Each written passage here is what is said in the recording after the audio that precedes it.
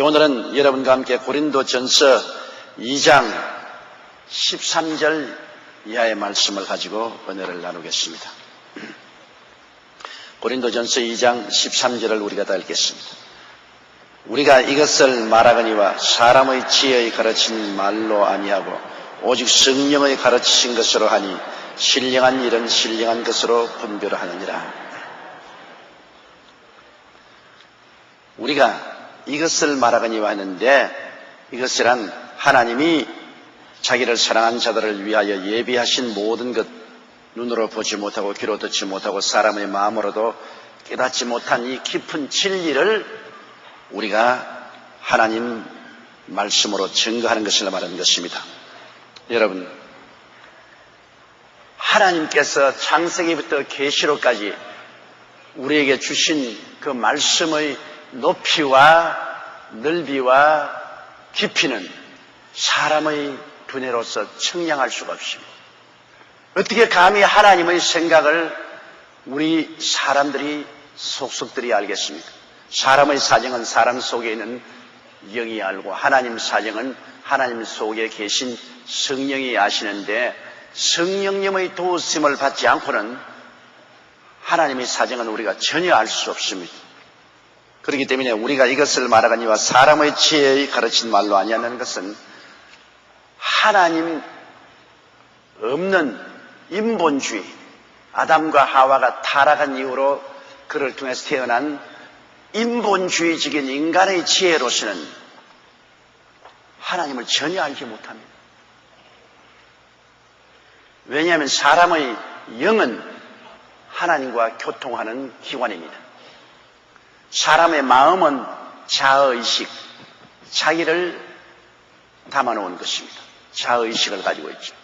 인간의 육체는 세 개를 담아놓고 있습니다. 감각을 통해서 보고 듣고 냄새 맡고, 촉각을 통해서 우리 주위에 있는 물질적인 세계를 담아놓는 그릇입니다.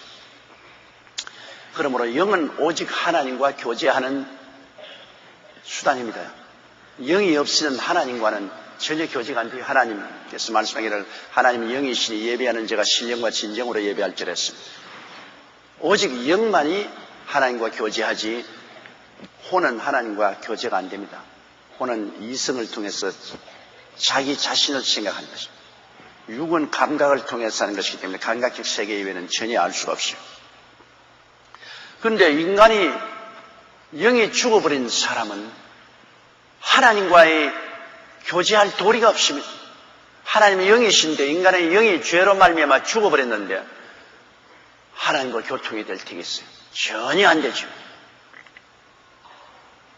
꼭 외국 사람 만나서 그 나라 말을 모르면 전혀 교통이 안 되는 것처럼 신령한 것으로 교통해야 될 하나님과 인간 사이에 영이 죽었으니까 영을 통해서 하나님을 모셔야 되는데 하나님을 모실 영이 죽었으니까 하나님에 대해서 전혀 알지 못해요. 마이동풍입니다. 여러분, 구원받지 못한 사람에게 하나님에 대한 이야기를 해보십시오. 마이동풍이죠.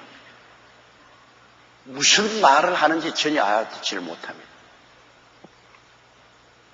그러나 인간의 지혜는 어디서 나오느냐? 혼에서 나옵니다.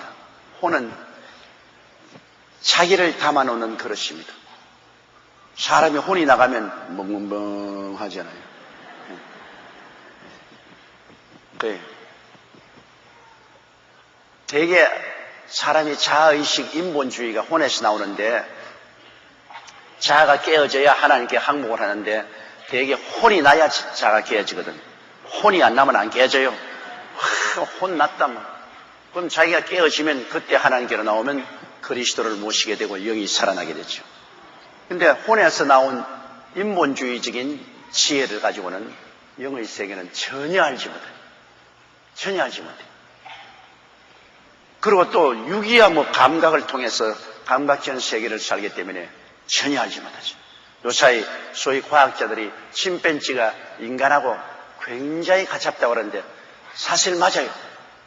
여러분, 어느 분이 대구 달성공원에 가서 침팬지 구경을 했는데 침팬지가 몸을 건질면서 이를 잡고 있더라고요. 그래서 자기가 생각하기를 6.25 사변 때 시간만 있으면 볕에 앉아가지고서 이 잡았어. 그리고 사람도 침팬지처럼 감옥에 갇힌 사람은 겨울이 되면은 조금만 날이 따뜻해지면 옷 벗어가지고서 그 감옥 안에서 이 잡고 있어. 침팬지에 보고 꼭 사람 같더란. 그 다음에 가만히 보니까 일단의 여자들이 와가지고서 침팬지에게 화제도 던지고 하니까 신바람이 나서 막 그네도 타고 뛰기도 하고 꿀리기도 하고 하는 법소라. 그러고 난 다음 이제 여자들이 지나고 난 다음 일단의 남자들이 오니까 침팬지가 앉아 가만히 좀 놀아보라고 과지도 던져주고 돌멩이도 던지고 고챙이 던지게도 침팬지가 전혀 움직이지 않냐고. 그 다음에는 물통에 물을 가지고 오더니만 확 부어가지고서 구경한 사람들이 전부 욕을 하고 도망을 치도록 만들어버려. 그것도 보니 꼭 사람 같다. 가만히 보니까 침팬지가 수컷이라. 그 여자들이 오니까 조화가 막 남자들이 오니까 뭐 가만히 나중에 물세례를 베풀어. 그래 그분이 그래 저기를 자기가 그게 보고 침팬지와 사람이 뭐가 다른가? 창살에서 이 잡는 것으로부터 시작해서 수컷 침팬지가 여자들이 오니까 온갖 놀이를 다 하고 남자들이 오니까 물통 세례를 베풀어버리고 놀이도 안 하고 사람과 같지 않냐? 그러나 침팬지와 사람과 확실하게 다른 것이 있습니다. 그건 뭐냐? 침팬지는 어떠한 일을 당해도 기도하지 않습니다. 절대로 기도 안 해요. 죽어도 기도 안 해요. 사람은 어려움을 당하면 주여 하고 기도를 하는 것입니다. 하나님을 찾아요. 가장 사람에게 가까운 침팬지도 하나님을 찾지는 않습니다. 그건 왜냐? 영이 없기 때문에 하나님을 찾지 않아요. 인간은 비록 예수를 믿지 않고 그 영이 죽었다는 것은 하나님과 교제가 끊어졌다 그 말인 것입니다. 하나님과 교제가 끊어진 상태에 있다 할지라도 그가 영이 있기 때문에 그는 어려움을 당하면 하나님을 찾습니다. 기도를 하고 하나님을 찾습니다. 이것이 동물 세계와 인간이 다른 것입니다.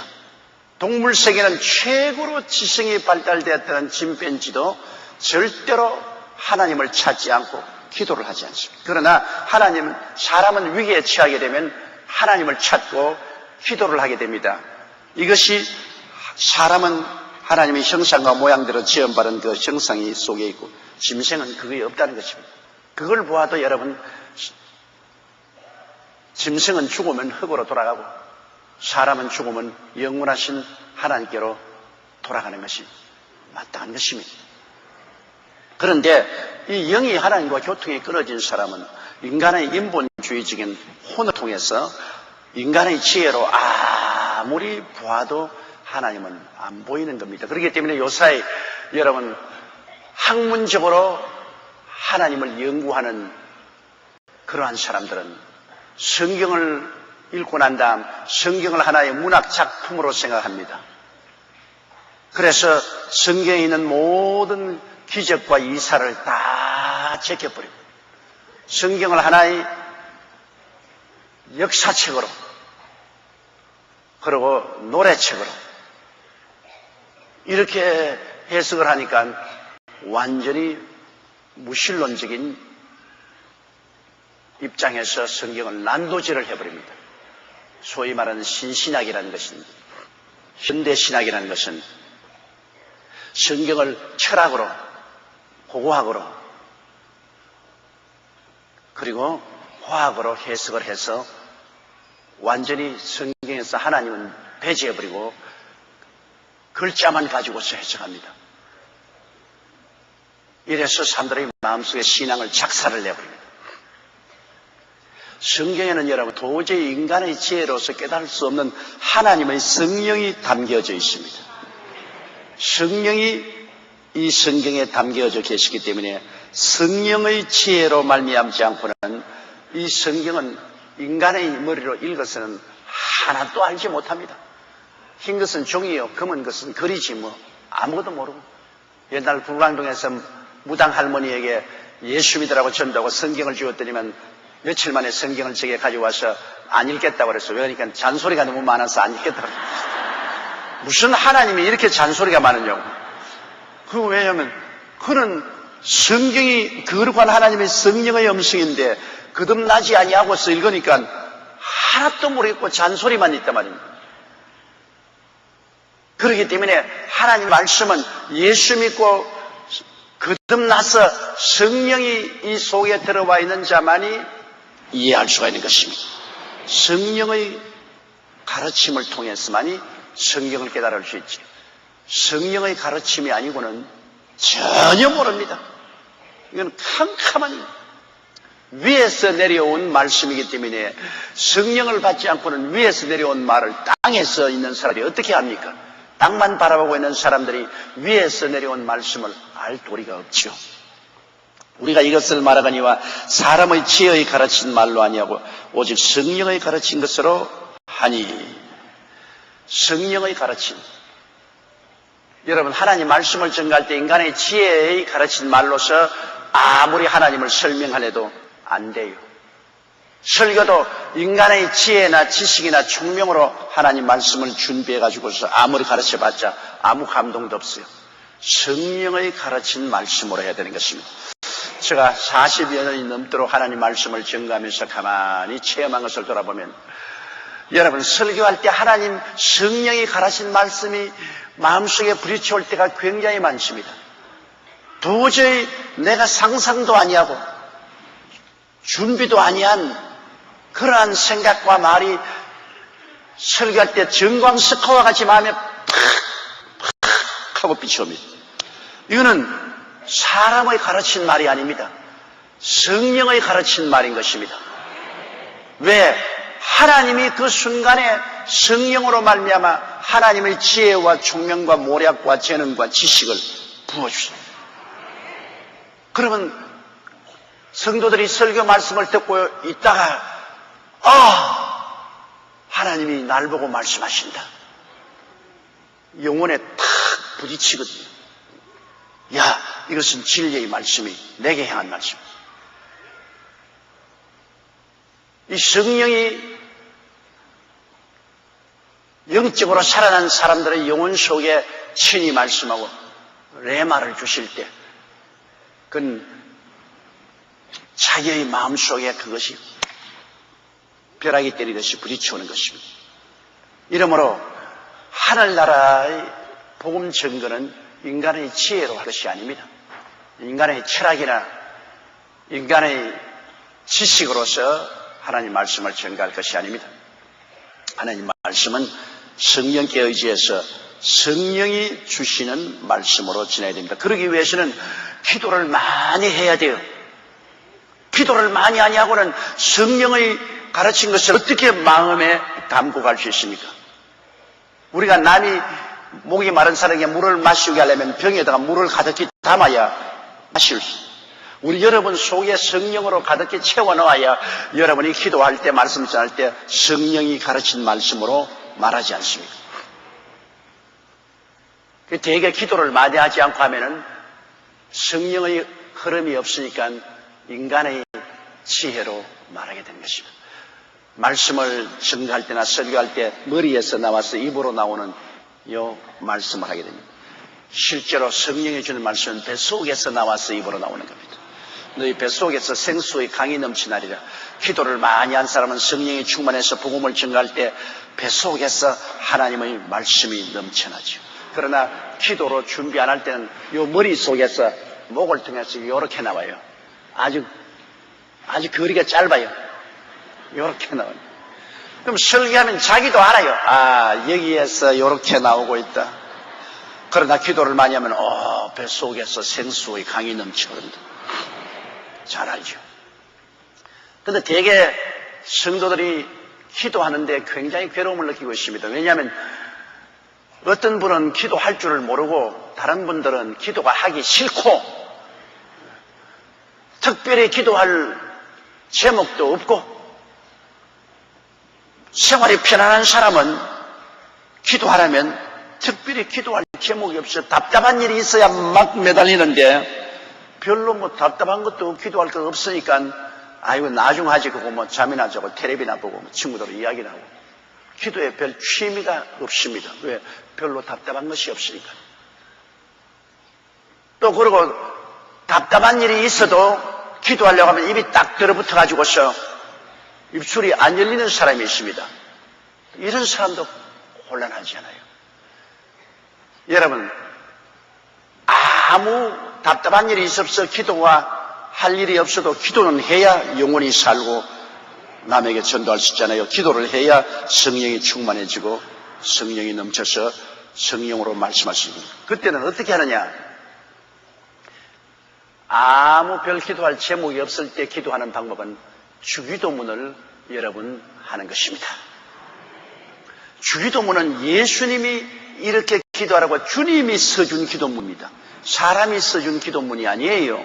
예수님이 직접 기도할 거리가 없는 사람들에게 기도할 수 있도록 하는 것은 예수님이 써준 주기도문을 아무 할 일이 없거들랑 50분을 하세요.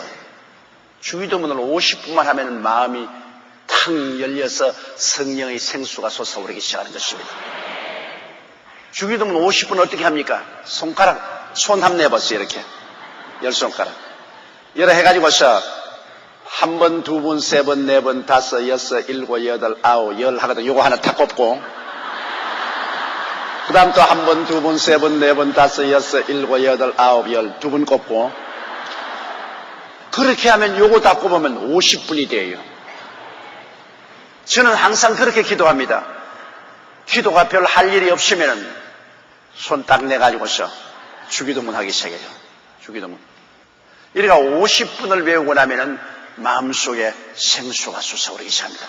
그때는 아무 기도할 제목이 없는 것이 아니라 성령이 솟아오르면 그 다음에는 나라와 민족을 위해서, 세계의 구원을 위해서, 영혼 구원을 위해서, 선교 사업을 위해서 기도가 넘쳐나오는 거예요. 성령의 기름 부음이 없으니까 아무 기도할 제목이 없지. 성령의 기름 부으시면 오시면 기도할 제목이 많아요. 그리고 답답한 일을 당했는데도 입이 딱 붙어 기도가 안 나오는 사람도 그 사람은 입만 열리면 기도할 수 있으니까 주기도문 30번을 외우세요. 30번만 외우면 입이 열려요. 입이 열려가지고 그 다음에는 자기 답답한 일을 향해서 기도할 수 있죠. 아예 그러므로 나는 기도할 줄 모릅니다. 그 소리 하면 절대 안 돼요. 주님이 적어주신 기도문이 있는데 왜 기도할 줄 몰라요. 주기도문을 한 30번 하고 나면은 입이 열리지요. 주기도문 한 50분 하고 나면은 기도할 제목이 많이 생겨나는 것입니다. 뭐 더 시간이 있거든 주기도문 100분도 외우고 300분도 외우고 10,000번 외웠다가 암이 난 우리 자매님 간증도 있지 않아요. 우리 예수 믿는 사람에게 주님이 주기도문을 주셨다는 것은 우리에게 큰 축복이요 다행입니다. 이건 직접 주님이 서서 주신 기도문이니까 여러분이 목사에게 기도문 적어달라고 할 필요가 없어요. 주님이 서서 주신 기도문입니다. 내가 옛날에 미국에서 텔레비 방송을 할 때 어떠한 분이 내게 기도를 좀 적어 보내달라 그래요. 그래서 내가 기도문을 적어줬더니 또 내게 연락이 왔어. 그 기도문은 내 마음에 안 맞으니까 기도문을 새로 적어달라고 그래요. 사람이 적어주는 기도문은 자기 마음에 안 맞을 수 있어요. 그 사람이 적어주는 기도문 가지고서 마음에 안 맞는 기도해봤자 효과가 없지요. 그러나 예수님이 직접 적어주신 기도문이야. 그 속에 모든 것이 다 있단 말입니다. 주기도문에 여러분 모든 것이 다 있어요. 그러니 예수님이 직접 적어준 기도문을 가지고서 우리가 기도하면 최고의 기도지요. 그러므로 그 기도문을 10번도 20번도 30번도 40번도 50번도 혹은 100번도 이렇게 기도하면 별 기도할 제목이 없는 사람도 성령이 충만하여 기도할 제목이 막 생겨나고 뜨거운 기도를 할 수가 있고 기도할 제목인데도 불구하고 입이 안 열린 사람 입이 탁 열리기 시작하고 마귀의 역사가 떠나가고 하늘나라의 문이 열리기 시작하는 것입니다. 그러니까 신령한 기도를 할 수 있게 되고 신령한 전도를 할 수 있게 되고 신령하게 설교할 수도 있어요. 성령이 오셔야지 성령 안 오시고는 안 돼요. 기독교라는 것은 성령의 종교입니다. 성령 없이 여러분 아무것도 할 수 없어요. 아무리 많이 공부해도 인간의 지혜와 지식으로서 아무것도 안 돼요. 하나님의 말씀은 성령이 오시지 아니하면 창세기부터 계시록까지 절대로 몰라요. 성령의 기름 부으심이 있어야 성령께서 우리의 지혜와 총명, 모략과 재능과 지식의 문을 열어주어서 하나님 말씀을 깨닫게 하는 것입니다. 그러면 우리가 이것을 말하거니와 사람의 지혜의 가르친 말로 아니고 오직 성령의 가르친 것으로 하니 신령한 일은 신령한 것으로 분별하니라. 보십시오. 신령한 것은 하나님의 말씀, 하나님의 사업은 다 신령한 것이니까 신령한 것은 신령한 것으로 분별합니다. 신령한 사람, 다시 말하면 영적으로 거듭나서 성령이 있는 사람이 신령한 사람이요. 성령이 계신 분이 신령한 사람이에요. 그럼 성령이 계시기 위해서는 말씀을 읽고 기도를 많이 하는 사람이 성령이 계시지 않습니까? 말씀을 많이 읽고 기도를 많이 하는 사람이 하나님의 신령한 것을 분별할 수가 있는 것입니다. 말씀을 많이 읽고 기도하는 것. 성경 말씀은 영이요 생명입니다. 성경 말씀은 세상적인 말씀이 아닙니다. 하나님이 성령이 주신 말씀이기 때문에 말씀 그 자체가 영이요 생명입니다. 성경 말씀이 영이요 생명이지요. 성령이 우리가 신령한 영이시지요. 그러므로 말씀을 읽고 기도함으로 우리가 성령으로 충만하고 신령한 하나님의 뜻을 분별해 알 수 있는 것입니다. 그렇기 때문에 매일 아침에 일어나서 여러분 하나님 말씀을 읽고 그 다음에는 기도를 드리고 그리고 출발하면 그날 신령한 하나님의 뜻을 분별하면서 생활할 수가 있는 것입니다. 아침에 일어나서 말씀도 읽지 아니하고 영이요 생명인 말씀도 읽지 아니하고 기도도 아니하고 성령의 신령한 은혜가 없이 그냥 나가면 모든 것을 인간의 뜻으로 행하다가 낭패를 당할 때가 많은 것입니다. 하나님이 함께 사시면 우리도 모르는 사이에 하나님이 지혜를 주시고 총명을 주시고 카운셀링을 주시고 재능을 주시고 지식을 주셔서 성령과 함께 살지 않습니까? 우리의 삶을 성령과 함께 인생 동업을 하면은 여러분 하나님의 성령이 우리에게 승리를 주시지 않습니까? 그러나 성령과 인생 동업하지 않고 자기 인간 혼자 인본주의로 인간의 지식으로 나가면 올무에 빠질 때가 얼마나 많습니까? 이러므로 여러분께서 아침에 일어나서 하루를 출발할 때 신령한 생명력으로 채워서 가야 돼요. 아무리 물병이 있어도 물을 안 채우고 빈 병만 딸랑딸랑 들고 다니면 물을 마시지 못하지 않습니까? 여러분은 하나님의 성전이지만은 하나님의 성전에 성령이 충만해야 된단 말입니다. 그러기 위해서는 말씀 읽고 기도하는 것 절대로 떠가야만 합니다. 매일 성경 읽기 우리 교회에서 매년마다 출간해서 석 달에 한 번씩 책을 갈아주잖아요. 나는 그게 내 성경 읽는데 굉장히 도움이 됩니다. 그걸 매일 아침 나는 날짜가 있으니까 11월 오늘 21일 난 아침에 일어나서 그 구분을 읽는답니다. 이번엔 지금 에스겔서에다 야고보서 에스겔서와 야고보서를 읽고 난 다음 그 다음에는 기도를 하면 기도가 오늘 아침부터 일어나니까 하기 싫더라고. 기도가 막 기도 안 하고 출근해야겠다 싶어서 아니야 해야지. 그래서 여러분 수도 물 붓고 난 다음 누르면 물 나오는 듯이 이제 물 붓는 것이 주기도문이죠. 그래서 아침에 일어나서 주기도문을 한 10번 턱 하고 나니까 성령이 푹푹 솟아오르더라고. 그래서 이제 아침에 기도를 잘하고 그렇게 오늘 나오니까 내 마음속에 말씀과 성령의 기름 부으심으로 오늘 여러분 앞에서 신령한 말씀을 전할 수가 있다. 여기 아침에 채웠으니까 신령한 말씀으로 할 수가 있다. 신령한 것은 신령한 것으로 분별합니다. 이렇기 때문에 인간의 지식과 지혜가 많다고 해서 절대로 목회에 양무리를 잘 먹이지 않습니다. 양무리에게 먹이는 양식은 세상의 양식이 아니라 하늘나라 양식인 것입니다. 세상 시장에 가서 거두오는 게 아니에요. 세상에 중고등학교, 대학이라는 지식의 시장에 가서 모아오는 양식을 가지고 오는 게 아니라 하늘나라 시장에 가서 모아와야 돼요. 하늘나라 시장은 말씀과 기도인 것입니다. 그래서 천국의 양식으로 먹여야 하늘나라는 왕성하게 되죠. 세상의 양식으로 먹여서 하늘나라가 왕성되지 않습니다. 이렇기 때문에 주의 종이 되기 위해서는 말씀과 성령으로 충만해야죠. 그 길과 가기는 다른 길이 없습니다. 훌륭한 셀 리더가 되려면 말씀과 성령으로 충만해야 돼요. 말씀 열심히 공부하고 열심히 기도해서 성령으로 충만해야 돼요. 그럼 기도가 안 나오면 주기도문 하고 그 다음에는 기도하고 방언 기도하고. 우리는 이 오순절 교인들은 굉장한 기도의 무기를 가지고 있어요. 주기도문으로서 마음문을 열어놓고 그 다음에는 방언 기도를 해서 하나님의 영역으로 채워놓고 그 다음에 아는 말로 기도하고 세 가지 기도를 가지고 있습니다.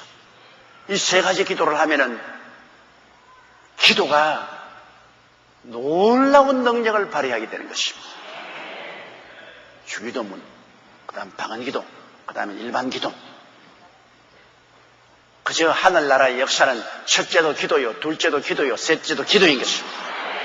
기도 없이 하늘나라의 역사는 이루어지지 않습니다. 기도와 말씀 이외에는 아무것도 하늘나라의 역사를 나타낼 수 없습니다.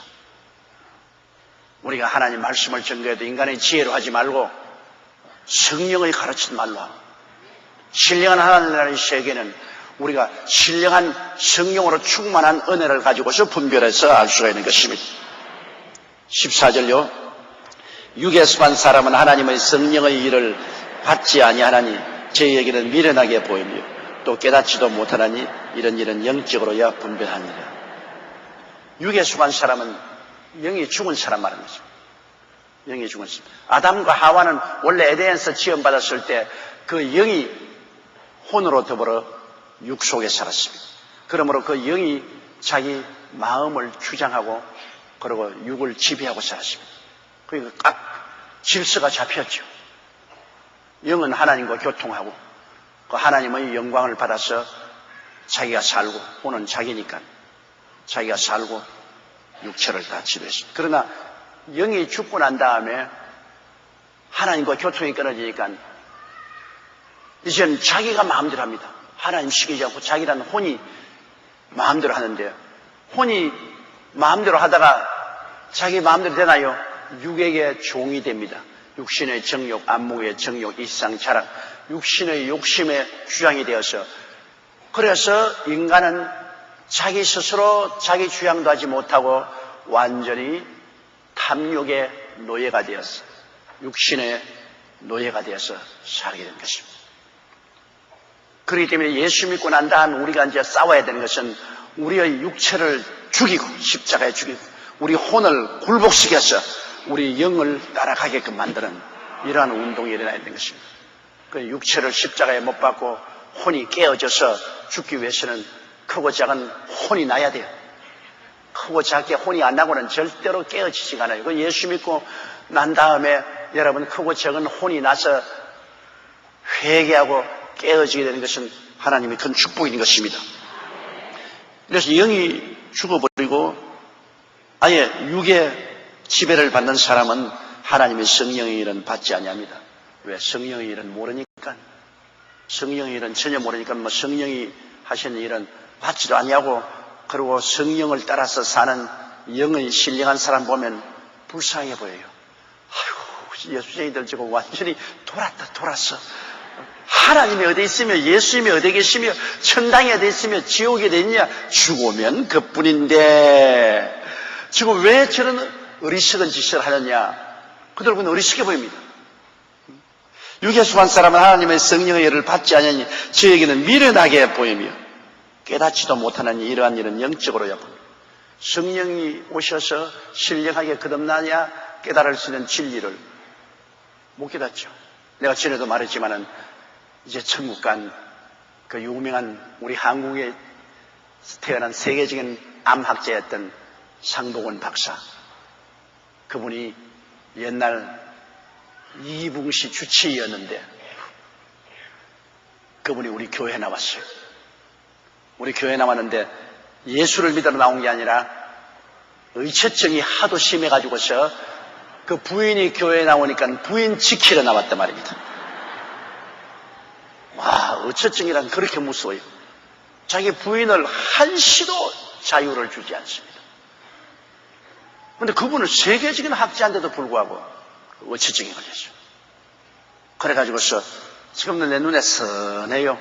부인이 탁 오면 부인 옆에 탁 앉아가지고서 탁 지고 있어요. 그러고 그때는 교인 수가 많지 않았기 때문에 내 눈에 다 들어오지 않아요. 다 들어오는데 설교할 때 내가 특정 사람은 이렇게 보는 적이 없어요. 설교하면 다 이렇게 공평하게 보지. 아무리 자리에 앉아서 날 좀 보소, 날 좀 보소, 동지 섣달 꽃 본 듯이 날 좀 보소 해도 안 보여요. 왜? 마음에 하나님 말씀 증거하는 것이 꽉 들어차 있기 때문에 사람은 그냥 카메라가 비치듯이 그냥 지나가고 보는 것이요.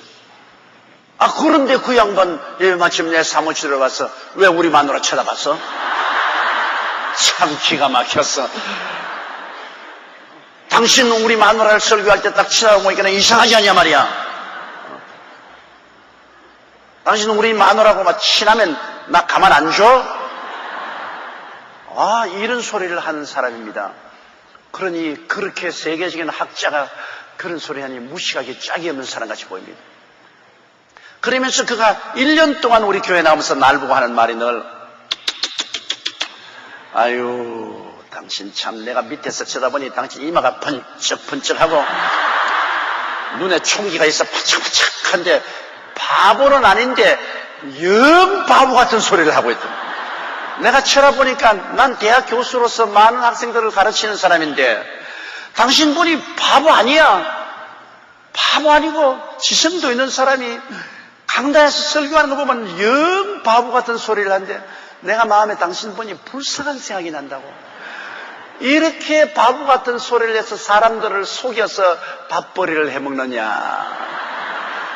내가 직장 하나 구해줘야 되겠다. 정직하게 노동해서 밥벌이를 해먹어야지. 이 무식한 대중을 저렇게 거짓말을 하고 속여가지고서 그리가 밥벌이를 해먹는 불쌍한 년이야. 그래서 날 보고 직장 하나 구해줄까? 참 너무나 기가 막힌 일입니다. 그래서 나는 앉아 쳐보니 나는 너무나 불쌍해요. 그분이 눈이 있어도 보지 못하고 귀가 있어도 지적하고 마음으로도 깨닫지 못하니 바보 같아. 지는 또 날 보니까 바보 같아. 그래 내가 당신 영 바보야. 그러니까 자기가 날 보고 당신이 영 바보야. 그럼 내가 불쌍하다 불쌍해. 그럼 자기는 날 보고 불쌍하다 불쌍해. 야 정말로 서로 불쌍하대. 서로 불쌍해. 자기는 날 보고 불쌍하게 본다. 나는 자기 보니 영 불쌍한 사람이요. 세상에서는 학문이 높고 훌륭한 사람이 몰라도 하늘나라에는 영 되도 않은 사람이야. 거기에서 내가 이 성경 말씀을 뼛속에서 체험했습니다. 육에 속한 사람은 하나님의 성령의 일을 받지 아니하는 저에게는 미련하게 보입니다. 그걸 자꾸 나보고 바보라 하거든요. 미련하게 보입니다. 또 깨닫지도 못하나니 이런 일은 영적으로 분별합니다. 거듭나지 않은 시간은 분별 못해요. 근데 그 옆에 앉아있는 부인은 내가 하는 말 다 받아들이거든요. 예수 믿고 중생했기 때문에 내가 하는 말마다 아멘. 크게 아멘 했다 큰일 나니까 아니. 그 입술을 보면 아멘 하거든. 크게 아멘 했다가는 당장 또 이 목사하고 좋아하는구나. 그러고 또 달라들 테니까. 그러나 그 부인은 말씀을 전가하는 것을 다 깨달아 하는데 이 사람은 전혀 깨닫지 못해. 그거 나보고 자꾸 달라진 게 그겁니다. 어떻게 하나님이 사람의 몸을 쓰고 올 수가 있노? 없는 하나님이 어떻게 사람의 몸을 쓰고 올 수가 있냐? 그리고 처녀가 애 낳은 거 봤냐? 어떻게 처녀가 아기를 낳는단 말이에요. 그 비과학적이고 비현실적인 그런 무식하게 짝이 없는 소리 하지 마라. 안 믿는 사람은 그렇게 말할 수밖에 없죠. 도저히 안 믿어져.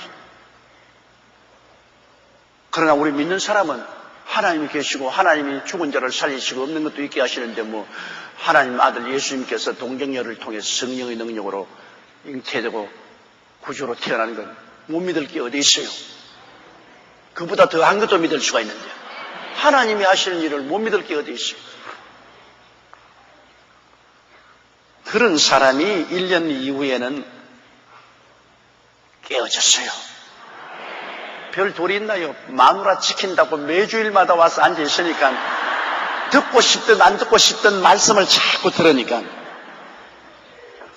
여러분 물방울이 똑똑 떨어지면 바위에 구멍이 뚫리잖아요. 그 아무리 하나님의 말씀을 반역해도 그래도 딱 와가지고서 보면요 열심히 들어요. 자기 마누라 한번 쳐다보고 날 쳐다보고 한번 쳐다보고 날 쳐다보고.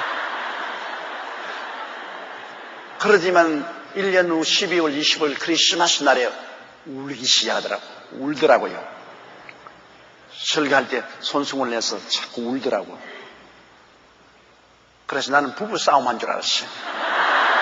아, 이 부부싸움하고 와가지고서 우는구나.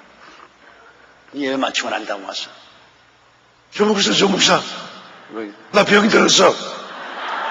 무슨 얘기야? 나 정신분열증 들렸어. 무슨 정신분열증이 들렸어? 당신 책임져야 돼. 당신 때문에 정신분열증 걸렸어. 아니 어떻게 정신분열증 걸렸단 말이니까. 당신 바보 같은 소리를 1년 동안 널 들어놓으니까 오늘 아침에는 당신 말을 듣는데 가슴이 꺼내지더니만 그냥 몸에 뜨겁고 몸이 덜덜덜 떨리더니만 당신 하는 말이 다 믿어지지 않냐.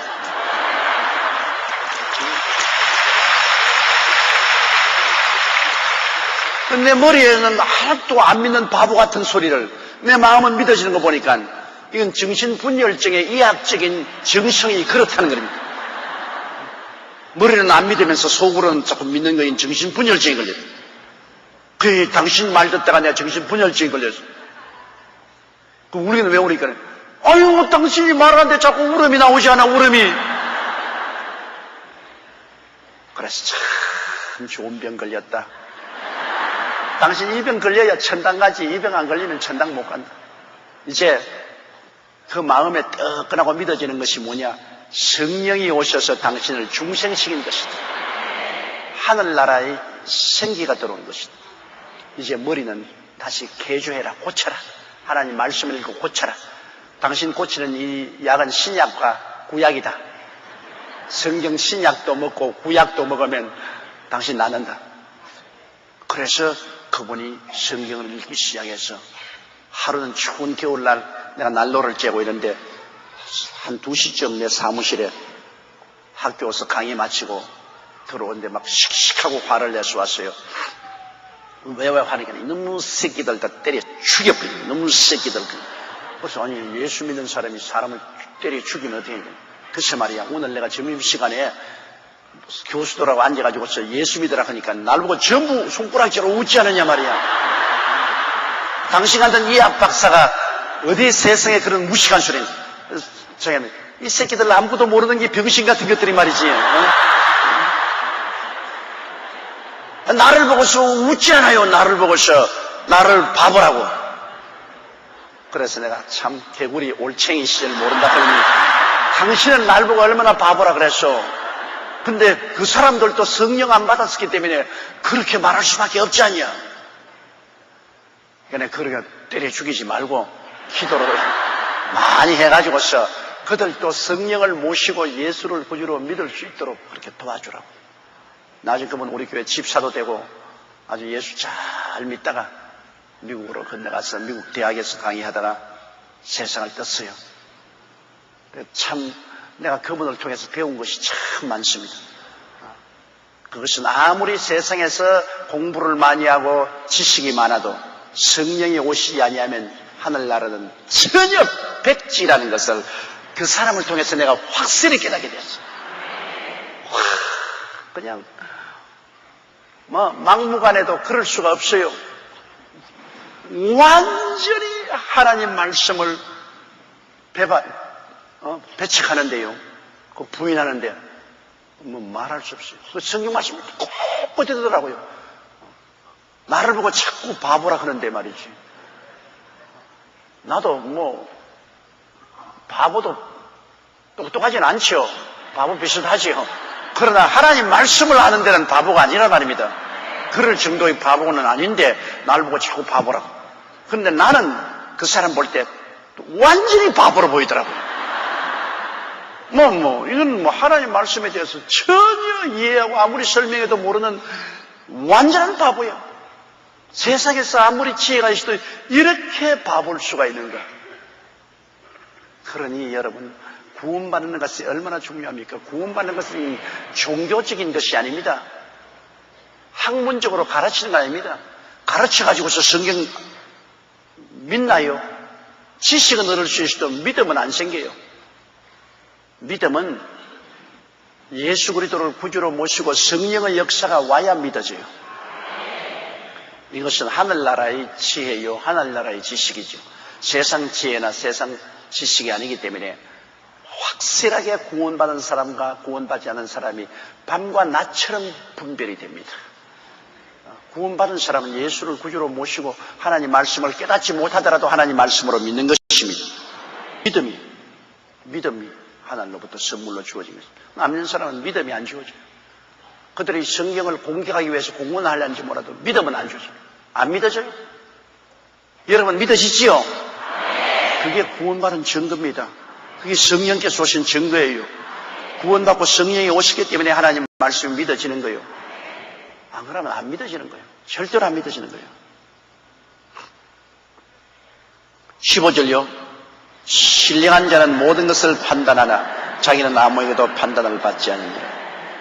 신령한 것은 모든 것을 판단하는 것은 모든 것은 뭐냐면 하나님의 말씀에 관한 모든 것은 신령한 사람은 그대로 받아들이죠. 하나님 말씀. 신령한 하나님의 성령의 은혜를 받았으니까 신령한 자는 모든 것을 판단할 수 있어요. 하나님 말씀. 또 이거는 하나님 말씀이 아니다. 우리가 말씀을 비교해서 보면은 판단의 기준이 생기잖아요. 말씀을 모를 때는 몰라도 말씀을 먹고 알고 보면은 이 세상을 가만히 바라볼 때 이거는 좋다, 저건 나쁘다. 우리가 판단할 수 있는 기준이 되는 것입니다. 저거는 신령한 것과 어긋난다. 대번에 알 수 있잖아요. 우리 마음속에는 성령이 오셔서 역사하기 때문에 모든 세상 만물을 보아서 좋다 나쁘다는 것을 우리가 판단할 수 있습니다. 그건 말씀과 성령의 은혜를. 그러나 예수 안 믿는 사람이 나를 보고 판단할 때는 판단받지 않습니다. 예수 안 믿는 사람 하늘나라의 일을 전혀 모르는데 전혀 모르는 사람이 나를 보고 판단한다고 해서 내가 판단받을 거 있어요? 요사이 외국 사람들이 한국에 개고기 먹는다고 판단을 해요. 개고기 먹는다고. 물론 개고기 안 먹는 게 좋지. 나도 한번 먹어보려고 한동안에 애를 썼다가 요새 안 먹어요. 아무리 해도 자꾸 요래 사는 게 거여 샀으면 먹을 수가 없어. 그런데 맛은 있더라고요. 맛은 있어. 그거 정말 탁 찢어가지고서 이래가지고 주는데 먹어보니까 맛은 있어요. 맛은 있는데 그거 먹고 싶은 사람 먹고 또 나처럼 먹어도 별로 기분이 상쾌하지 못한 사람은 또 안 먹어도 좋아요. 그러나 이건 우리 한국의 음식 문화입니다. 우리 부조 전례로 한국에서 내려오는 음식 문화고 또 우리가 개고기를 먹어도 다시 말하면 집에서 기르는 이런 애견을 먹는 것은 아닙니다. 이건 잡아 먹으려고 키운 개를 잡아 먹는 거예요. 황구 같은 것. 그런데 외국에서는 이 애완동물 사랑하는 데서는 굉장히 반대합니다. 내가 한번 영국에서 설교할 때 그 문화를 모르고 개를 쫓아내듯이 마귀를 쫓아내라고 했었습니다. 방 안에 개가 들어오는 것을 발길로 차가지고서 밖으로 내어 쫓듯이 마귀도 사탄아 물러가라고. 와, 영국의 동물 애호가들이 들고 일어나가지고서 그 다음날 막 내가 설교할 교회 앞에 프라카드를 들고 와가지고서 막 영국에서 나가라, 물러가라 말이야. 이 무식하고 말이야, 야만적인 사람 물러가라. 될지면 내가 알 수가 없어요. 개봉 밖으로 나가라 했는데 뭐 저렇게 야단이야 말이야. 그런데 영국 문화는 그게 아니에요. 영국 문화는 개는 집에서 같이 살아요. 마당에 사는 것이 아니라 안방에 들어갔어. 우리 한국에도 요사이 개를 안방에 애견으로 가서 사는 그러한 문화가 들어오지만 우리 자랄 때는 어디에 안방에 들어옵니까? 우리는 옛날에 속한 개는 원래 마당에서 사는 거지 감히 안방에는 못 들습니다. 가끔 들어올 때는 어린애가 똥 쌌을 때 똥 먹으러 이제 들어오는 거지. 똥만 먹고 나면 또 쫓겨나가요. 그러한 생각을 가지고 있다가 내가 외국에 가서 개는 밖으로 내 쫓아갔다가 얼마나 혼이 나고 내가 아예 그냥 손이 발에도록 빌었다고요. 잘못했다고. 내가 요 입술이 잘못해가지고 그런 말을 했으니까 용서해달라고. 문화가 다르죠. 그러나 우리 한국은 부조전례로 개를 먹어왔어요.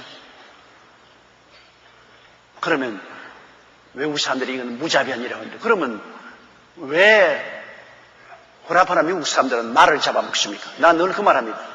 말고기 먹어요. 우리는 말고기 안 먹잖아요. 개가 사랑스러운 만큼 말도 사람이 집에서 기르고 타고 다니는데 그 사람들은 말을 잡아가지고서 말고기는 스테이크 해 먹으면서 왜 우리 개고기 먹는다고 야단 법석을 합니까?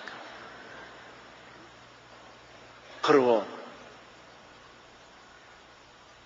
프랑스에서는 거위, 간이 굉장히 비싼데 거위는 간을 크게 만들기 위해서는 간에 병이 들게 만들어야 됩니다. 그러면 거위에 기계로가 입을 열어놓고 막 콩을 막 집어넣어요. 거위가 죽겠다고 하는데 막 콩을 막 집어넣어요. 강제로 막.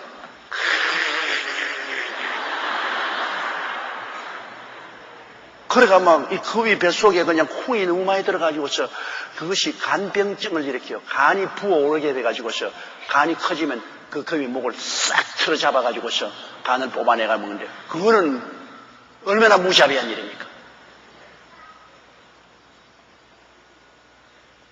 물론 우리가 오늘날 국제화 시대에 세계화 시대에 막 개 안 먹는 게 좋지. 오늘 또 내 이 설교했다고 내 설교는 온 세계로 지금 나가고 있기 때문에 또 야단 법석이 날란지 몰라요. 틀림없이 날 거야. 이제 또 인터넷을 통해서 내게 편지가 쇄도해 올 거예요. 조영기가 개 먹으라 했다고 연 나쁜 놈이야 되냐고 말이야. 그러나 내가 말하고 싶은 것은 이건 우리 한국에 태어난 자랐기 때문에 한국의 문화요. 문화가 하루아침에 변화되지는 않습니다. 서서히 변화돼야죠. 그런데 지금은 먹되 서서히 안 먹는 방향으로 하자 그 말이에요. 온 세계와 같이 살자니까 문화를 하루아침에 변화시킬 수 없으니 서서히 안 먹는 방향으로 하되 그러나 우리 문화를 가지고서 외국에서 짓밟고 손가락질할 권리는 딱 그 말인 것입니다. 우리는 외국 사람들 말 먹는 사람 보고 얼마나 짓밟을 수 있어요. 말을 먹는 사람. 너는 왜 말 먹냐? 우리 한국에는 말 절대 안 먹는단 말이야. 말은 애완동물이다 말이지. 타고 노는 말을 왜 잡아먹냐 말이야. 우리가 문제 만들 수 있어요. 그럼 우리는 아무 말도 안 하잖아요. 자기들이 알아야 할 일이지. 그래서 우리가 매년에 2002년 월드컵에 동물 애호가들이 한국에 개먹기 때문에 한국 월드컵 보이콧하자. 막 그렇게 야단. 옛날에 올림픽 할 때도 개고기 먹는다고 야단 법석을 해서 이름을 보신탕으로 바꿨잖아요. 우리가 국제적으로 같이 살기 위해서는 이러한 운동이 일어나면 우리도 거기에 보조를 맞추는 것이 좋습니다. 오늘날은 혼자서 살 수 없으니까요. 세계가 한마당으로 노니까 특별히 외국 사람들에게 혐오감을 갖다 주는 우리 음식 문화는 우리 스스로도 바꾸는 것이 좋습니다. 그러나 그 하루아침에 하나, 둘, 셋, 그만! 이렇게 안 바꿔지거든. 그러니까 서서히 바꾸는 방향으로 하십시다. 인터넷을 통해서 내 설교를 하고 있는 전 세계 성도 여러분, 내 말 단단히 알아듣고 오해하지 마세요. 나도 바꾸자고 했으니까. 그러므로 우리가 할 수 있는 우리 입장에 있어서 남 판단하면 안 돼요. 내 입장에 있어서 나와 같지 않다고 남을 판단하면 분쟁이 끝이잖아요. 나는 최대 한도로 이웃을 이해하고 동정하고 용납해야 돼요. 이 부부간의 결혼 생활하는 것도 그와 같지 않습니까? 여러분, 부부간에 둘이가 똥 맞을 수가 어디 있나요? 가장 어려운 것이 평생을 살면서 서로 조화를 맞추는 겁니다. 이게 쉽지가 않기 때문에 결혼하고 난 다음에 그건 태반이 이혼을 하지 않습니까? 마음이 맞지 않거든요. 그러면 마음이 맞지 않은 사람끼리 모인 거예요, 여러분. 원래부터 마음이 찰떡같이 맞는 사람이 없어요. 자랄 때 환경이 다르죠. 교육 환경이 다르죠. 생활 환경이 다르죠. 개성이 다르죠. 취미가 다르죠. 영 다른 사람 두 사람이 모여서 사는데 어떻게 똑같이 나처럼 되락합니까? 남편도 자기 마음대로 아내를 지배할 수 없고 아내도 자기 마음대로 남편을 지배하지 못하잖아요. 그러니 크게 상처를 주는, 혐오감을 주는 것을 제껴놓고는 내가 싫은 것이라도 상대가 좋아하면 그것을 이해해야 돼요. 하고 함께 살아가려고 노력을 하고, 안 되거든 기도라도 하고, 그렇게 해서 조화를 해나가야죠. 조화를. 자꾸 내와 같지 않다고 자꾸 평론하고 비평하면 그건 깨지는 거예요. 나라도 한 가지입니다. 우리나라하고 안 맞다고 외국인들을 자꾸 욕하고 비평하면 국제 문제가 생기죠. 우리나라하고 안 맞더라도 크게 우리에게 손상을 끼치지 않은 한도 내에서는 그 나라는 또 그 나라니까 그걸 그대로 우리가 용납하고 이해하고 동정하고 함께 손잡고 살아야죠. 더구나 예수 믿는 사람은 안 믿는 사람 볼 때 영 하늘나라 눈으로 보면 아니올시다로 살거든.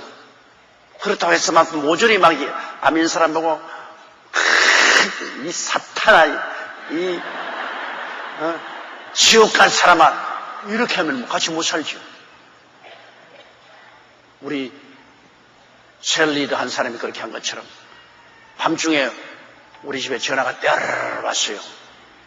전화니까 굵직하고 끌끌한 남자 목소리가 들려. 당신이 이로선 본교회 목사요?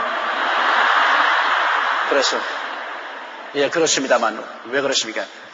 우리 마누라가 그 교회 나가는데 교육을 어떻게 시켰는지 내가 들어오면 마귀 들어왔다 하고 내가 나가면 마귀 나갔다 하고 자식 새끼들도 애미를 닮아가지고 있어. 나만 들어오면 저것끼리 마귀 들어왔다 마귀 들어왔다 내가 출근하면 마귀 나갔다 마귀 나갔다. 이런 놈의 교회가 어디 있어? 당신이 그렇게 교육시켰어? 참 기가 꽉막혀요. 그래서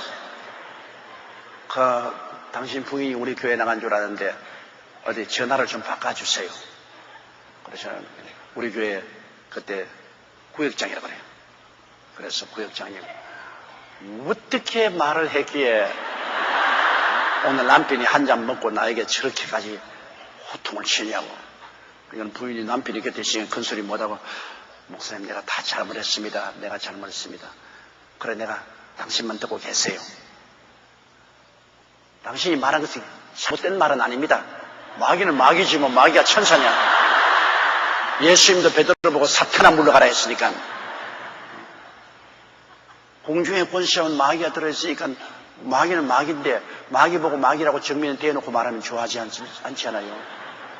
그러니까 속으로 저 속에 있는 마귀를 쫓아내야 되겠다 해서 기도하는 것이지, 본인이 드는 데서 마귀가 들어왔다, 마귀가 나갔다, 마귀가 밥을 먹는다 하면 애들이 볼 때 어떻게 됩니까? 그러니까 남편에게 잘못했다고 사과하라고. 그래, 전화를 끊었는데 아마 손이 발휘되도록 사과한 것 같습니다. 목사님이 내가 잘못했다고 나를 구했더라고. 그러니까 그 다음 또 전화가 또 왔어요. 우리 마누라에게 무슨 말을 했는지 나보고 싹싹 비는데 앞으로 교육 잘 시켜. 그래서 내가 예, 교육 잘 시키겠습니다. 정말 죄송합니다.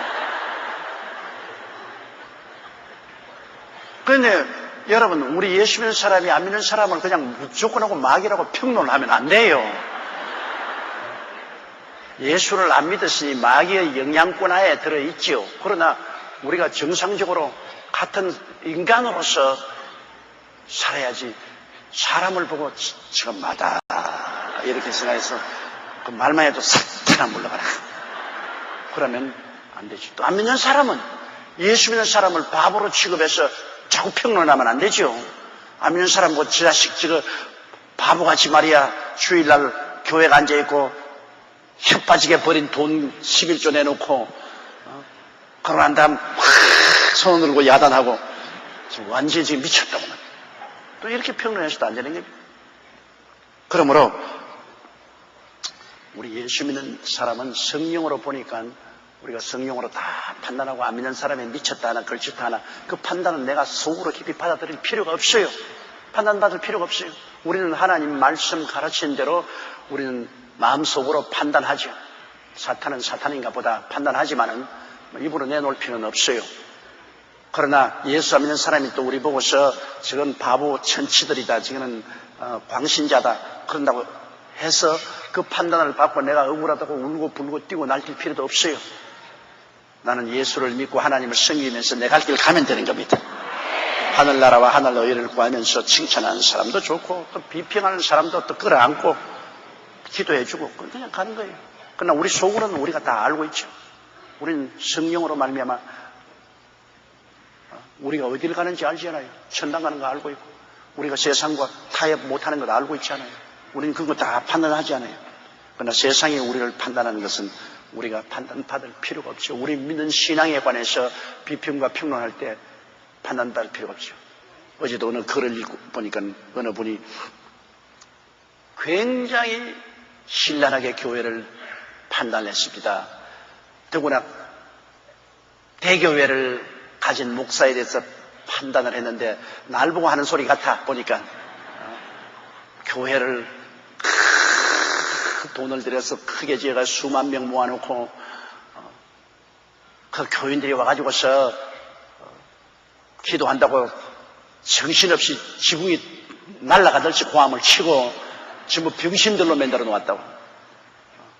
그리고 그 많은 돈을 저 가난한 사람이나 판잣집촌이나 저런 사람들에게 돈을 주지, 그 돈을 왜 교회에 줘가지고 교회에서 무슨 선교한다면서 쓰고 있느냐. 그리고 또 교회에서 무슨 국가와 민족을 위해서 기도한다 그러는데 대통령을 위해서 기도하고, 대통령이 청와대에서 잘 먹고 잘 입고 잘 사는데 뭐 하려고 기도해 주노? 기도하거든 저 판잣집촌에서 헐벗고 굶주린 사람 위해서나 기도해 주지, 잘 먹고 잘 입고 잘 사는 사람 위해서 왜 기도하나? 그 완전히 잘못된 시각으로 평론을 합니다. 대통령을 위해서 기도하는 것은 나라와 민족을 잘 인도해 달라고 기도하는 것이죠. 그게 왜 뭐 잘 먹고 잘 입고 잘 사는 것 가지고 연결을 합니까? 우리가 대통령을 위해서 기도하는 것은 나라를 책임졌으니까 하나님이 지혜와 총명을 주시고 능력과 은혜를 주어서 나라를 잘 이끌어 달라고 기도하는 것이죠. 마땅히 해야죠. 또 교인들이 모여가지고서 하나님 예배 보고 헌금 드려가지고서 그 귀한 성도들 돈 가지고 주의 사업해야지 왜 그냥 구제나 하고 말 바에야 무엇 때문에 그렇게 많이 헌금합니까? 그 사람 말에도 일리가 있지만 그건 안 믿는 사람으로서 볼 때 그렇게 보는 거예요. 안 믿는 사람 볼 때는 그 말이 다 맞은, 안 믿는 사람은 그런 말 하면 맞았어 옳소 안 믿는 사람은 자기들 눈으로 보니까 그게 맞죠. 그러나 믿는 사람이 그 말을 듣는 아니야. 틀렸어. 우리가 나라와 민족 위해서 기도하고 대통령 위해서 기도하고 헌금 모아가지고서 죽어가는 사람 육신을 길러봤자 몇 년 사느냐. 영원히 살 영혼을 기르기 위해서 선교사하고 교회도 세우고 하나님 역사를 해야 될 것 아니야. 우리가 보는 관점하고 안 믿는 사람이 보는 관점하고 완전히 틀려. 어제 내가 그걸 저녁에 읽고 그것에 관념을 가지시면 제가 속상해서 밤잠 못 잤을 것입니다. 그러나 읽으면서 내가 속으로 웃었어요. 왜냐하면 어지간히도 뜻도 없는 말을 한다. 정말 아예 한 푼어치도 가치 없는 말을 한다. 네가 예수 믿는 생활과 교회를 알고 하는 말이냐, 전혀 모르고 하는 말 아니냐. 그래 내가 하는 말이 이런 것은 관심 가질 필요 없다. 이것은 그냥 지나가는 바람 소리라 들어. 그리고 좀 잘 잤죠. 우리가 세상에 평론 받을 필요 없습니다. 세상에서 그렇게 평론하는 걸 받으라 원통가 억울하다고 나도 반박하는 글을 써야지. 나도 그냥 대들어 싸워야지. 그럴 필요 없어요. 세상에 판단받을 필요 없어요. 우리는 신령한 삶 속에 있기 때문에 신령한 판단으로 우리는 판단을 내리고 살아갈 따름이지 세상 사람이 하락한 대로 그대로 따라가지는 않습니다. 우리는 하나님 중심, 예수님 중심, 말씀 중심으로만 나가면 되는 것입니다. 자, 그 다음 16절요. 누가 주의 마음을 알아서 주를 가르치겠느냐. 그러나 우리가 그리스도의 마음을 가졌느냐. 이거 놀라운 말이죠. 여러분께서 주님을 가르칠 수 있어요? 예수님을 가르치려고 하다가 베드로가 혼이 났지 않아요? 주님께서 내가 예루살렘에 올라가서 유대인 대제사장들에게 팔리고 로마 사람에게 팔려서 십자가에 못 박여 죽겠다고 하니까 베드로가 예수님을 붙잡고 절대로 그렇게 할 수가 없습니다. 그런 일은 일어날 수가 없죠. 취소하세요. 그런 말을 왜 하십니까? 주님을 가르치려고 하다가 예수님을 하시면 사탄아 물러가라. 내가 하나님의 뜻을 따르지 아니하고 사람의 말을 한다. 아니 사탄이라고 그랬어요. 주님을 가르치려고 하다가 혼이 났어요. 왜냐 주님은 알파요 오메가요 처음과 나중이요 시작과 끝이라 모든 것을 아시는 전지전능한 분인데 우리는 조그만 것밖에 모르는 우리가 어떻게 주님을 가르치겠습니까? 주님의 마음을 우리가 어떻게 알아요? 그러나 우리가 그리스도의 마음을 가졌다는 것은 주님의 마음이 우리에게 알려진 것은 있습니다. 성경의 가르침은 주님의 마음인 것입니다. 성경의 말씀을 받아들이면 주님의 마음을 받아들인 것입니다. 그래서 우리 예수 믿는 사람들은 주님의 마음을 받았으니 주님의 마음은 뭡니까? 주일날 교회에 가서 예배드리라. 주님의 마음이거든. 뭐 주님 마음 알잖아요. 우리의 수입 중에 11조를 주님께 드려라. 주님의 마음이죠. 어제 그 글 찍은 사람 보니까는 11조 낸다고 욕을 굉장히 했습니다. 선량한 사람들을 설득하고 속여서 11조를 빼앗는다고. 선량한 사람을 설득해서 속여서 11조 빼앗아서 뭐 해요? 11조는 우리가 주님 사업 위해서 드린 것이죠. 주님의 마음을 모르는 사람이 그런 소리 하지. 주님의 마음을 아는 사람이 있습니까? 주님의 마음은 11조 헌물을 내 집에 들여 내 집에 양식이 있게 하고 내가 하늘 문을 열고 쌓을 것이 없도록 붙지 않아보라. 주님의 마음. 우리는 성경을 읽음으로 주님의 마음을 압니다. 교회에 와서 예배드리고 우리는 11조 드리고 또 우리는 열심히 주님께 기도합니다. 항상 기도하라. 쉬지 말고 기도하라. 기도하는 것이 주님의 마음을 알잖아요. 우리가 천하님의 만민에게 복음을 증거하라. 사람들에게 복음 증거하는 것. 주님의 마음을 우리가 가지고 있기 때문에 지나지 않아요. 우리의 생활에 우리가 하나님 말씀을 많이 알면 알수록 주님의 마음을 더 많이 가지고 있게 되는 것입니다. 주님의 마음을 가지고 살아요. 우리의 마음을 가지고 사는 것이 아니라 주님의 마음을 가지고 살아요. 세상 사람들은 세상 마음을 가지고 있죠. 마귀의 마음을 가지고 있죠. 주님의 마음을 가지고 있지 않죠. 그러나 우리 예수 믿는 사람은 말씀을 통하여 성령을 통하여 주님의 마음을 가지고서 우리가 산다. 그래서 성경에 보면 하나님께서 다윗을 발견하고 난 다음 내 마음에 가장 합당한 사람이라고 하셨습니다. 그건 왜냐하면 다윗은 주님의 마음을 잘 깨달아서 주님의 마음에 즐겁게 일한단 말이에요. 저도 안 가집니다. 우리 교회 가만히 보면 우리 내 밑에 있는 주의 종들이 내 마음을 잘 알아가지고서 내가 하고 싶은 일을 척척 잘해주면 저 사람 내 마음에 꼭 맞은 사람이에요.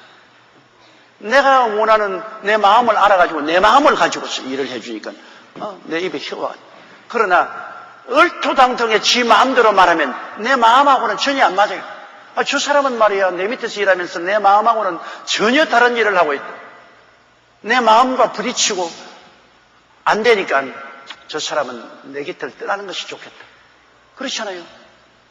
그러므로 마음을 여러분 알고 그 마음을 받아들여서 함께하는 것.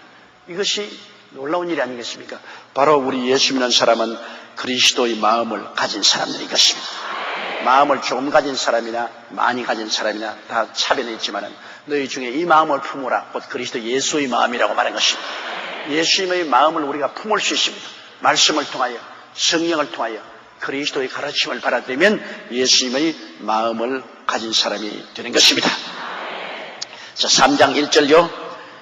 형제들아 내가 신령한 자들을 대함과 같이 너에게 말할 수 없어서 육신에 속한 자 곧 그리스도 안에서 어린 아이들을 대함과 같이 하느라.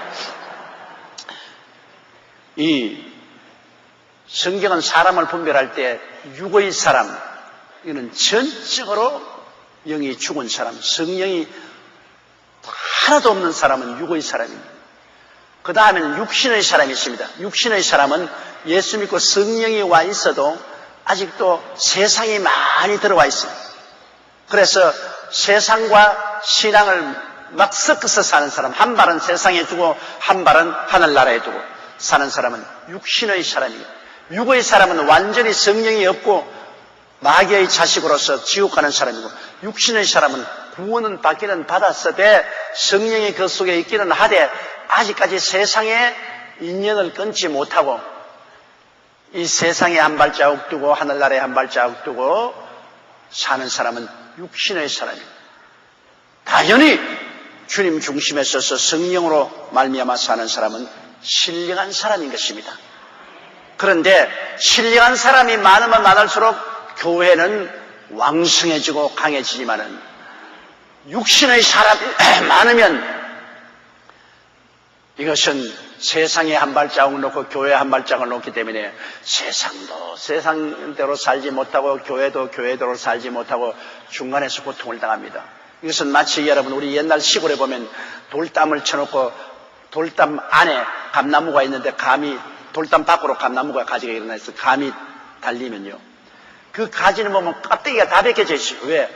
주인은 돌담 밖에 지나가는 사람이 감을 딸까 싶어서 그걸 딸라고 미리 딸라고 때리고 밖에 있는 사람은 또 담 밖으로 나왔으니까 따먹으려고 때리고 그래가 담 밖으로 나와 있는 가지는 깍질이 다 벗겨졌습니다. 주인에게 얻어맞고 손님에게 얻어맞고 그 우리 예수 믿는 사람이 교회 담 밖으로 이렇게 한 발을 내놓으면 하나님은 세상으로 나갈까 싶어 때리고 마귀는 또 빨리 세상으로 나오라고 때리고 그러니 이건 뭐 하나님께 얻어맞고 세상 마귀에 얻어맞고 만신창이가 되죠.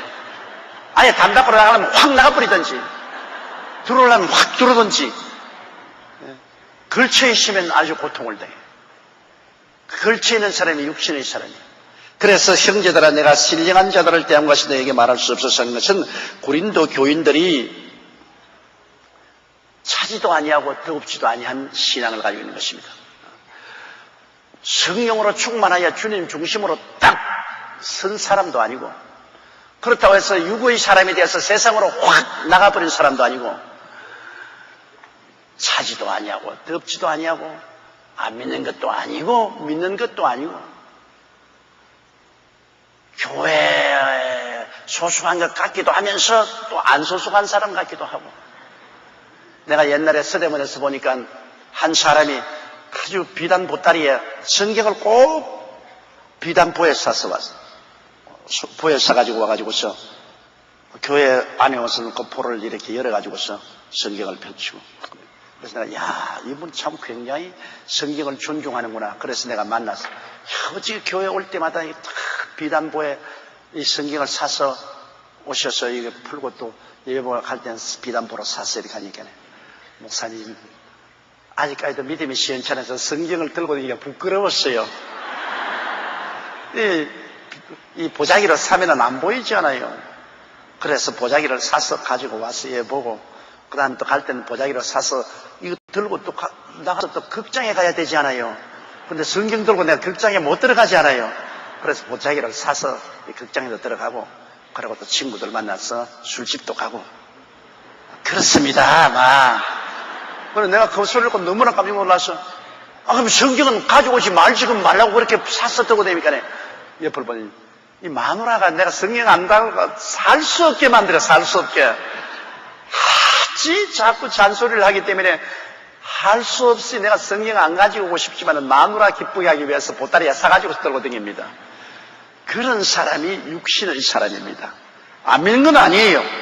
오기는 오지만은 세상에 아주 꽉 들어 차가지고서 완전히 세상으로도 못 나가고 완전히 하늘나라도 못 들어오고 이렇게 타협적인 생활을 하는 것이 육신의 사람인데, 고린도 교인들이 그런 교인이 많아요.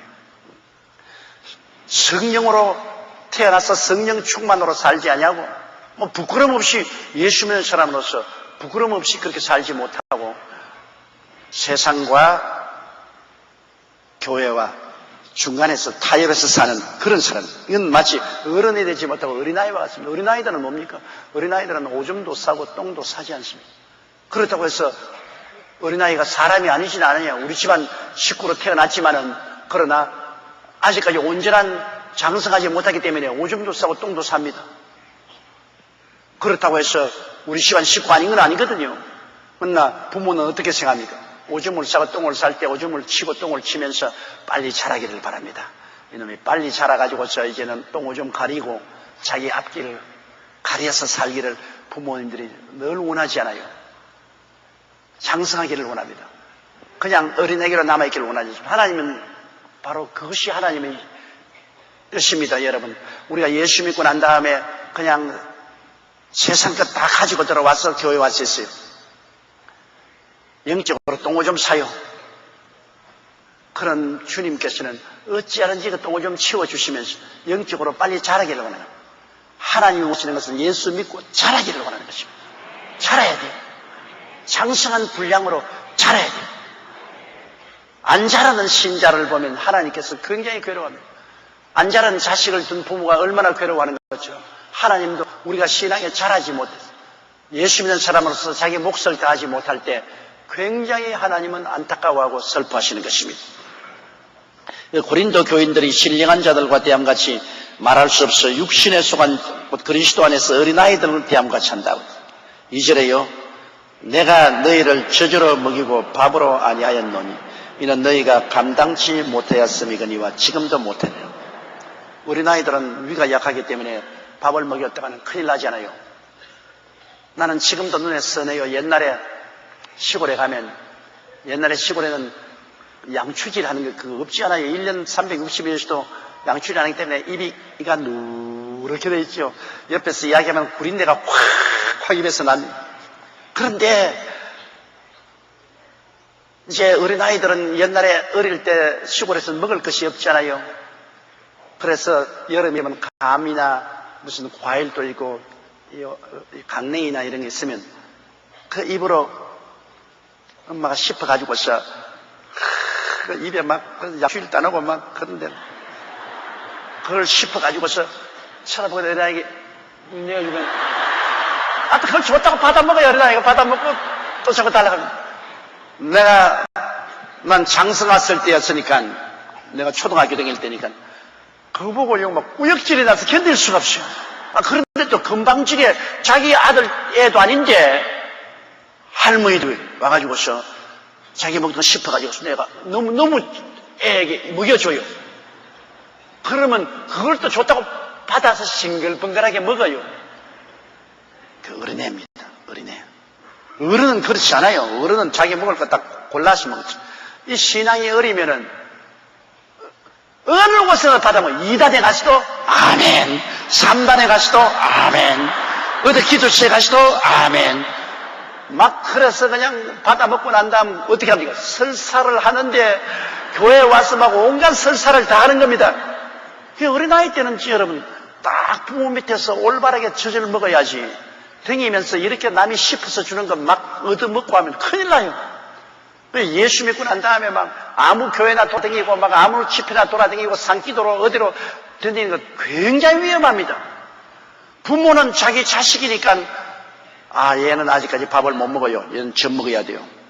이유식으로 먹어야 돼요. 얘는 죽을 먹어야 돼요. 알잖아요. 그러니까 딱 부모가 키울 때는 어린아이에 맞도록 그렇게 영적인 양식을 주는데 정한 교회, 정한 주의 종을 떠나가지고서 세상으로 나갈 때는 그때는 뭐 그 사람들이 이유식이나 죽을 먹입니까? 막 그대로 그냥 떡을 그냥 입에 쑤셔 넣고 말이야. 불결한 음식도 막 자기가 씹어가지고서 자기 침하고 막 온갖 입에 더러운 거 섞여가 막 먹이잖아요. 그래가지고서 바깥으로 돌아다니다가 나중에 교회에 오면 완전히 사람이 달라져버려. 잘못 믿어가지고 다른 영이 들어와서 달라졌어. 그렇기 때문에 여러분께서 신앙생활 하면서도 딱 교회와 주의 종을 정해놓지 않고 막 떠돌아 돌아다니는 것은 굉장히 위험합니다. 바울 선생께서는 고린도 교인들에게 아직 그들이 육신에 속했기 때문에 저절로 하고 밥을 못 먹였다. 저지라는 것은 신앙이 아주 근원적인 것입니다. 그건 뭐냐? 예수께서 당신을 위해서 십자가에 못 박여 죽었다가 부활하셨습니다. 예수를 믿으면 죄를 용서받고 병고침도 받고 축복도 주십니다. 아주 근본적인 것입니다. 이게 저지예요. 이것은 조금 이제 들어가서 밥을 먹기 시작하면 그때는 의미와 책임을 걸머지게 되는 것입니다. 당신은 성수주의를 해야 됩니다. 11조도 드려야 되고 남만 위해서 기도하지 말고 이웃과 가족을 위해서 기도해야 되고 당신은 셀 리더가 돼야 되고 선교사도 돼야 되고 희생 봉사도 해야 되고 전도도 해야 되고 이런 것은 밥을 먹는 겁니다. 그럼 밥을 먹는다는 것은 부담이 돼요. 밥을 먹으면 위에 부담이 되잖아요. 어린아이는 부담을 못 겪으니까 그 어린아이는 자꾸 주는 것만 해요. 예수 믿으면 구원도 공짜로 주고 병도 공짜로 낫고 그냥 축복도 공짜로 주고 그냥 기쁨과 평화도 공짜로 오고 그건 저절 먹이는 거예요. 그러다 자라면은 이제 점점 책임감이 오죠. 이제 당신은 셀 리더가 됐어요. 아니 난 못해요. 무슨 소리 하는 것입니까? 주님께 이만 집어내받고 자랐으니까 이제 다른 사람 위해서 기도도 하고 말씀도 가르치는 셀 리더가 돼야 될 거 아니에요? 셀 리더 됐어요. 이제는 자랐으니까 11조 드리세요. 이제는 그러고 노방전도도 하고 선교사역도 하고 점점 그리스도의 인격을 닮아서 희생 봉사하는 곳으로 나가는 사람은 장성합니다. 그 사람은 이제 밥을 먹어요.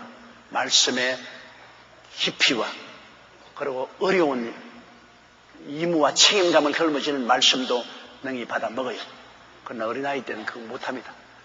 조금 더 의무와 책임을 걸머쥐우면 떠나가 버리고 말아요. 내가 제일 처음 불광동에서 복음 전도할 때 뭣도 모르고 처음 나온 사람들, 그 아주 가난하고 어려운 사람들에게 저절로 먹였으면 좋을 걸 가지고서 나오는 사람 보고 전부 다 내일부터 11조로 가져라 그랬어요. 꼭 11조 가지 않으면 교회 오지 말라고. 그랬더니만 그 다음 주일날 가니까 교인이 없어요. 전부 다 젖만 먹는 사람이 11조 가지 않으면 오지 말라 하면 나는 깨닫고 더 올 줄 알았는데 뭐 교회를 안 나와요. 그러면서 밖에다 소문이 쫙 나기를 저 전도사님이 우리 가난하고 못 사는 사람 깝지를 베끼려 왔다. 자기가 잘 먹고 자빌려고 깝지를 베끼러 왔다. 그래서 또 그 몇 사람 되는 사람을 다 신방 가서 내가 11조 내라는 것은 그를 통해서 하나님께 복을 받을 수 있도록 하기 위해서 그릇을 준비하는 것이지 내가 먹으려고 하는 거 아닙니다. 당신들 가정은 내가 한 푼도 안 먹을 테니까. 내가 지금 그렇지 않더라도 내가 월급도 안 받는 사람이고 또 월급 받을 월급 돈도 없고 당신 주는 거 다 한 푼도 안 받을 테니까. 당신 주는 거 이거 받아가지고서 그 돈 가지고서 우리 천막 찢어진 것 이게 좀 깊고 그러시면 이 계단도 좀 고치고 여러분 편의를 위해서 쓰지 나 한 푼도 안 썼으니까 내가 깍지를 뺏기러 왔다고 생각하지 마세요. 그 설득하고 달래가지고서 겨우 갖다 놓고 그 다음부터 11주 말 입에도 내지 못했다고요. 왜? 어린아이들 뚝막 먹는데 밥을 먹으니까 당장 그냥 배탈이 나가지고서 교회를 안 나오더라고요. 때문에 다 자라는 단계가 있는 것입니다. 이러므로 2절에 보면 2절을 읽으십시다. 내가 너희를 저주로 먹이고 밥으로 아니하였노니 이는 너희가 감당치 못하였으니와 지금도 못해. 밥을 먹이면 감당을 못하고 지금도 못한다. 이 고린도 교인들이 참 바울이 볼 때는 기가 막힙니다. 교인들은 많이 모아놨는데 아직 잘하지 못해요. 밥을 먹고 좀 성도답게 그리스도의 자녀답게 해야 되겠는데 자꾸 자기만 달라는 거예요. 어린아이들이 여러분 그저 어릴 때는 자기만 알잖아요. 무엇이 자기가 달라가죠. 이제 장성하면 이제 부모를 도와주기 시작했죠. 심부름도 해주고 집안 청소도 하고 부모하는 일에 거들어주고 나중에 완전히 장성하면 이젠 부모들이 늙으면은 생활비도 대어주고 부모님을 공양하는 완전히 장성한 자식들이 되잖아요. 장성할수록 남을 위해서 일하게 되고 의리를 쌓일수록 자기 이기주의적인 삶을 삽니다. 그러므로 자기밖에 모르는 하나님 앞에서 자기 이익밖에 모르는 이기주의적인 삶을 살 때는 아직 어린아이입니다. 그러나 성장해서 이타주의가 돼서 하나님 나라와 그 의를 위해서 내가 희생봉사한다. 헌신한다. 시간 들여 몸 들여 물질 들여 희생봉사한다. 이건 벌써 장성하기 때문에 그렇게 하는 것이죠. 신령한 사람으로 살기 때문에 그렇게 되는 것이죠. 육신의 사람으로 살 때는 자기밖에 몰라요. 주시옵소서, 주시옵소서, 주시옵소서 그밖에 몰라요. 그러므로 여러분도 스스로 내가 아직 젖만 먹는 사람이냐, 그렇지 않으면 내가 신령한 사람이냐, 쉽게 가슴에 써놓고 생각할 수 있어요. 수요일을 나오는 여러분들은 거의 다 셀 리더들이기 때문에, 시니어 셀 리더들이기 때문에 여러분은 다 장성한 사람이요 신령한 사람들인 줄로 난 확실히 알고 있습니다. 그러나 수요일날은 이렇게 성경 공부를 하지만은 주일날은 될 수 있으면 제가 말씀을 씹어서 죽으로 만들어서 교인들에게 먹이잖아요. 주일날 설교는 어린아이들도 와서 다 같이 먹을 수 있는 그런 말씀을 만들어서 먹이는 겁니다. 딱딱한 밥을 먹이면 처음 온 사람들은 뭐가 뭔지 모르지 않아요. 그러나 수요일 날은 성경 공부하는 것은 여러분은 장성한 사람이기 때문에 이제 밥을 먹는 것입니다. 그래서 딱딱한 말씀도 우리가 다 이해를 할 수 있고 깨달을 수 있기 때문인 것입니다.